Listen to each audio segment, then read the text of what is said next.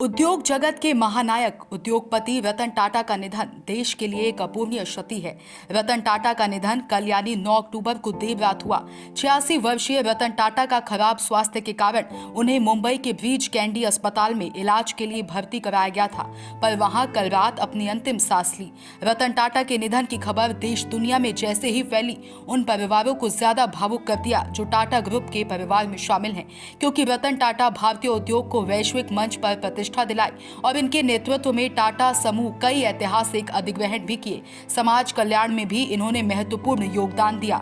रतन टाटा की ये विरासत हमेशा प्रेरणादायक रहेगी और इनका जाना देश को गहरे शोक में डाल गया है। तो आइए जानते हैं रतन टाटा के जीवन से जुड़ी कई अहम अनसुनी कहानियां जो अब इतिहास के पन्नों पर ही सिमट गई।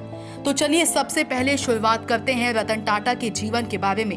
86 वर्षीय रतन टाटा का जन्म साल 1937 में हुआ था। इनका पालन पोषण 1948 में इनके माता पिता के अलग होने के बाद उनकी दादी नवाजबाई टाटा ने किया था।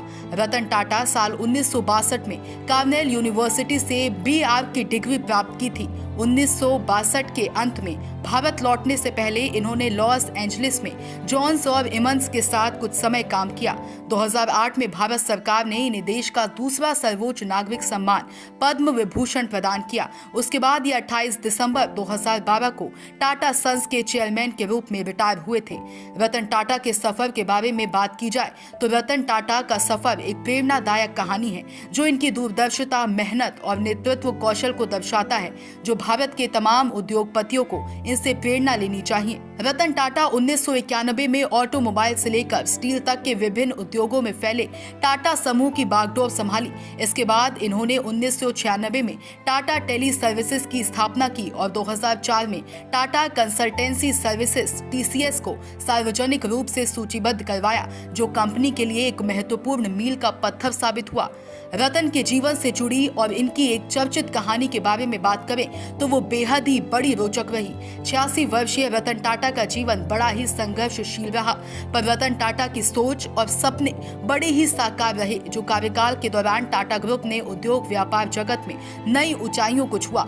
रतन टाटा एक सफल उद्योगपति ही नहीं थे, बल्कि एक बेहतरीन व्यक्तित्व की घनी भी थे। इसी से जुड़ा एक किस्सा भी बड़ा चर्चित रहा, जो अब इतिहास के पन्नों में दर्ज हो गया। रतन टाटा की लाइफ से जुड़ी एक कहानी बड़ी ही रोचक है।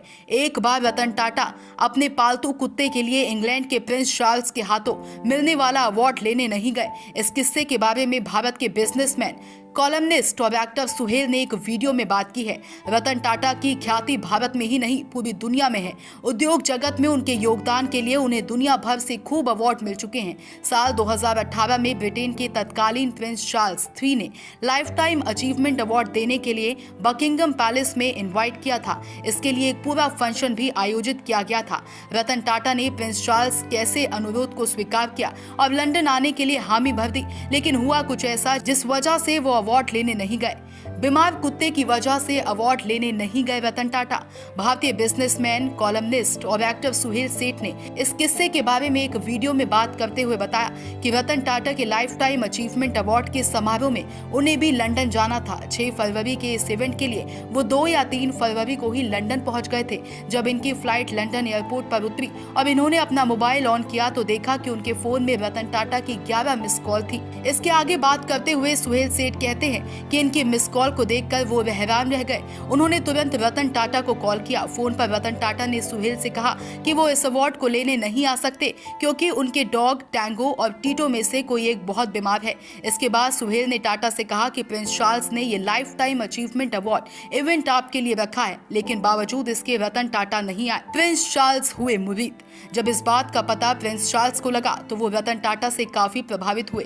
सुहेल सेठ ने बताया कि प्रिंस चार्ल्स ने रतन टाटा की तारीफ करते हुए कहा कि इंसान ऐसा ही होना चाहिए। रतन टाटा वास्तव में कमाल के इंसान हैं। रतन टाटा की इसी आदत की वजह से आज टाटा समूह इस मुकाम पर है। रतन टाटा के सबसे विश्वास पात्र के हाथ में अब है टाटा ग्रुप की कमान। रतन टाटा की सेवानिवृत्ति के बाद टाटा ग्रुप की कमान N चंद्रशेखर के हाथों में है। इन्होंने 2017 में टाटा सन्स के चेयरमैन का पदभार संभाला था। N चंद्रशेखरन इससे पहले टाटा कंसल्टेंसी सर्विसेज के CEO और मैनेजिंग डायरेक्टर रह चुके हैं। Bureau report DK Tripathi.